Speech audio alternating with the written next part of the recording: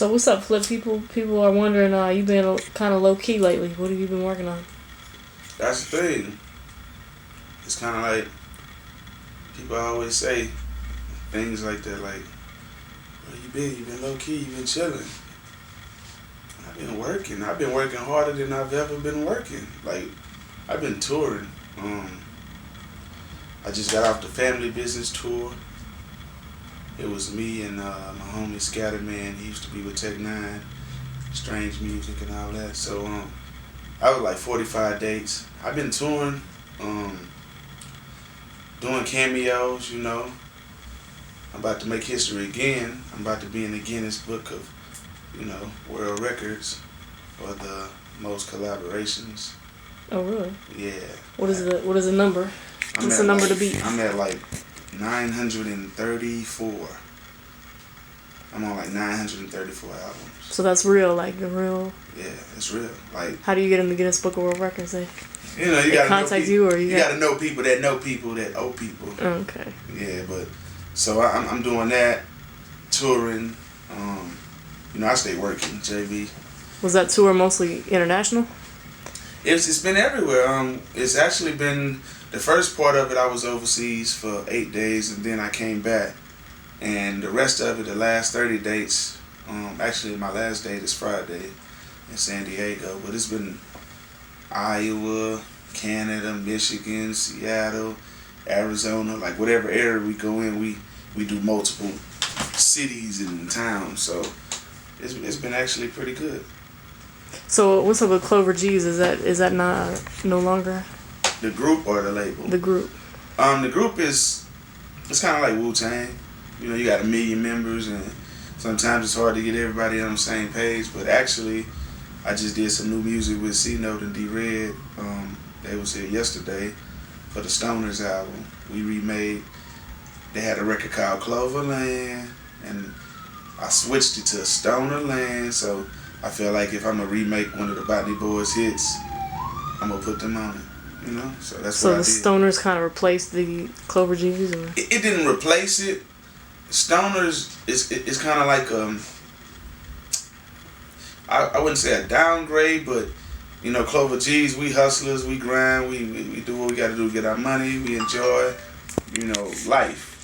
Stoners is kind of like for the average person who's going through paying bills late. We got a song called "The Landlord," which I'll let you hear. It's just topics that anybody can relate to. It don't matter how much money you got, what kind of success you have. Everybody has had some kind of bill be late, or everybody's had something get cut off.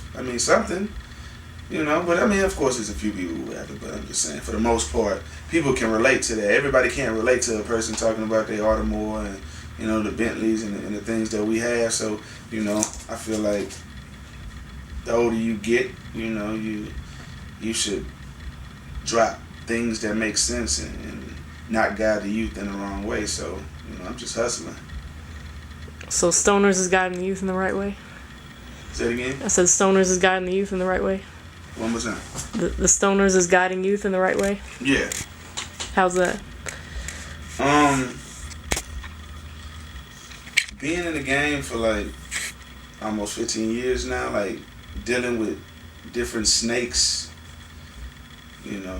some are producers, some are managers, some are lawyers, just dealing with snakes. Like, it's kind of like you could do the right thing for the wrong person and still come out wrong. So, we try to help people, but if you help a person that really don't help themselves and really don't understand the industry, it's just going to be a big headache. So I told myself after the HSC group thing I made up, and then that kind of happened, broke up or whatever, and the Clover G's, we never dropped the group fully album. Different people were going to jail. It's like the Stoners, I feel like these people I make my best music with. That's Willie P right there. You know what I'm saying? He produces. You know what I'm saying? So we produce music. He do beats by himself. We make something together. And the music that I've been recording with him is just like on some total, cosmic shit. I always wanted to have just an in-house producer that could give me different ranges of music. You know what I mean? And I'm cool. You know, that's who I do all my music with. I ain't really trying to meet no new producers, no new beat sellers, anything. I'm just not trying to meet them. So the Stoners album comes out on 420? 420. And we got a show with Devin the Dude at Warehouse Live on 420. And then I got a block party. I'm going to do at this smoke shop called High Dreams on Highway 6. So, you know. So is that an actual, like, in-stores, iTunes album, or where do people look to find that? Initially, it's just digital, because we got, 6 days. It'll be out in 6 days. But we're going to press up copies just to have for the city. But it's going to be in stores. You know, I got a couple distributors who distribute my Ahead of My Time album. So, you know, we just... it's kind of like, man, when you're independent, you're at your own pace. You know, when you're on a major, it's a lot of pressure if you let the pressure get to you. You know, it's a lot of things banking on the first week sales, and after a certain amount of money and videos, they give up on the record and let's go to something else. And when you're independent, you just at your own pace. You know, so. So you're no longer with Sony? No, I am signed to Clover G, La Familia, Flyboy since '81. I'm signed to me. All right, so I got some Twitter questions for you. Okay. I asked people from Twitter to. Yeah, I saw it. To post some questions. So, do you regret beefing with T.I., and would you rather have done a collaboration instead? I just read it on Twitter. Nah, I don't regret for standing up. I mean, you know, when you come from the streets, it's certain morals and principles that you live by. And being a man is being a man. So, you know, when something comes to you, you gotta handle it like a man. You know, I actually feel like it freed me, because it's kind of like, I've been doing this shit so long, you know what I mean? I've been on TV and all this shit since 2000. So it was just, you know, I've been doing it. So it freed me from people that I assumed would have my back for life. You see what I'm saying? Like certain DJs, certain promoters, a lot of rappers. You know, it just showed me, oh, okay, so you really don't have my best interest. You see what I'm saying? Like, you're really not it showed loyal. You who was in your corner. Right. It was like, okay. So what it really did was just relieve me to surround myself with people who actually give a damn about me and my well-being, and not gonna give me the wrong information or try to gas me up to do some dumb shit. Like, my whole life I hung with what? Older people, 30-year-olds, 40-year-olds. So, you know, I'm young, but I hang with older people. You know, I got old morals. So it's just certain things that you don't do. And but nah, I ain't got no regret on standing up for what I believe in, standing up for me, and standing up for my city, and standing up for my artwork and the game and the spotlight I brought on Texas and Southern hip hop. I don't have no regrets. Well, people are curious how that situation actually ended. So I heard that basically Jay Prince sat you guys down and you kind of agreed to just go your separate ways and not speak on it anymore. Was that kind of how it ended? Yeah, that's basically everything in a nutshell. You know, he don't say nothing else about me. I don't say nothing about him. All right, so let's see. The next Twitter question, did you find your sunshine? Did I find it? I thought I did. But it was a thunderstorm. But it's all good. She'll find me. I'm focused on the music. All right, so the next Twitter question is, somebody wants to know if they can have your leprechaun suit. Man, I don't even know where that suit is at. I rented that from like a costume shop or some shit. Mm-hmm. If you find it, sell it to me. That's kind of historic. You might have wanted to keep that. Yeah, we just rented that shit. All right, so what's up with Lucky Night Liquor? Are you still doing that? Yeah, I got something in the trunk along with my keys. But that's another topic. I still got the liquor going on. So far, we done sold like 20,000 cases and 12 coming to case. Once I get to selling 30 and 40,000 cases, I'll be able to sell my liquor for $5 to $8 million. You know, but I'm gonna sell half of my stocks in it and keep half. So, you know, just in case. Just in case what happened with Ciroc happens to my shit, you know? So and I'm gonna sell the remaining last. We got 2,000 cases left. Once we sell those, we're gonna change the bottle up a little bit and put the Houston City skyline, because it's called Lucky Night. So I want the nighttime skyline in Houston. So we gonna do that. Then after that, I'm gonna do the Flyboy champagne with the encrusted jewels, just like the Flyboy piece. It'll be a champagne. Yeah, that's next. All right. So another question: what's going on with you and Zero? Everything good? Oh man, I was just with Zero the other day. Yeah, we got a concert at Corpus on Easter actually. Then we just did a show together at House of Blues for Lil Kiki birthday bash. So yeah, we straight, man. It's Screwed Up Clip. Well, I think I saw you talking on Twitter one day, or maybe somebody else has started it, but the conversation was basically saying that they felt like you were underappreciated as far as being a pioneer of the Houston scene. Like, do you feel like you don't get your just due when people talk about Houston? Oh yeah. They make it a point not to say my name. But one thing I learned is some people, majority of people, they don't like to give credit when credit is due. They want all the light to shine on them. But it's kind of like you can't erase history, and people don't want to give praise to someone they know they're not better than. Like, in reality, when it comes to Houston, I feel like no artist can do what I do. You know, my consistency, my subject matter, my lyrics, my styles, the different things I can do. I done collaborated with everybody from Nate Dogg to Nelly. Like, my collaboration list is deep. I come through and I steal the show. You know, look at my features, man. You know, I perform these records with these artists together, and when my part comes on, it's a whole different level. And so people don't want to admit, you know, when somebody's better than them, or they want to take the credit. So they leave me out, but it's cool that they leave me out because I believe in letting my actions show you what I can do. I'm not like with the going back and forth, you know, like I'd rather show you what I'm doing, man. Like people talk about it, I'm just gonna show you. So like, look, my own tennis shoes, Star Rich shoes, these glow in the dark right here, these. We dropped these on Halloween.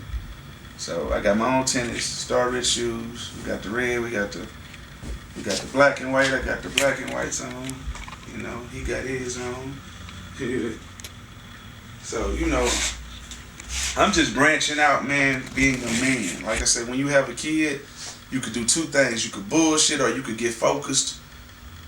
Throw on some bifocals and get focused even more. You know what I mean? Yeah, we talked about that earlier. You said that during the time that whole T.I. situation was going on, you had just had a son, and you felt like that was part of the reason why you kind of stepped away from the scene a little bit. I made plans to tour. I had a quota, a certain amount of money I wanted to make before I took off 6 to 8 months just to be a father. You dig what I'm saying?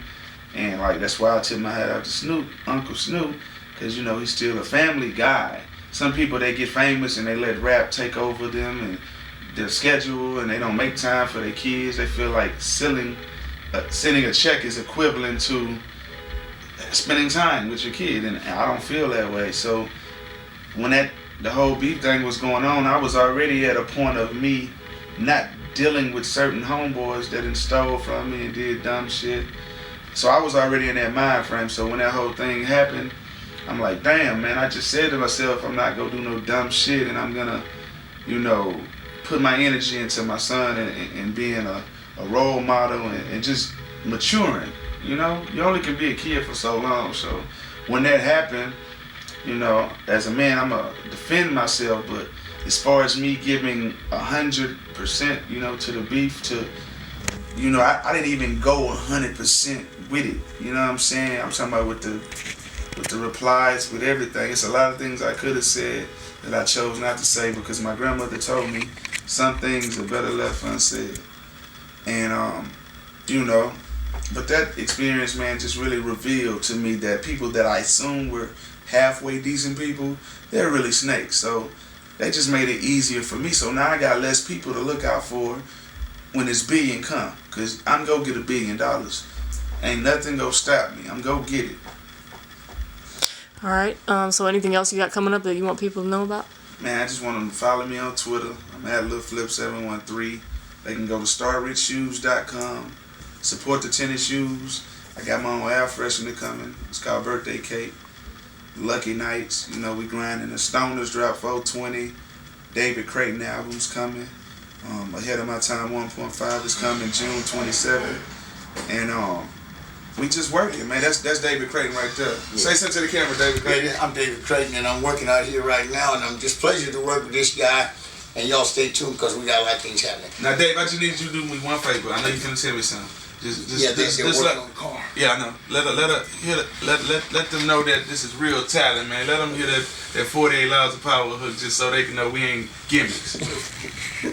48 Laws of Power. Yeah, so much money, man. Yeah. So much money, so much power.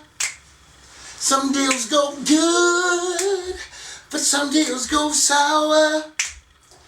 But in this game, you gotta choose your battle.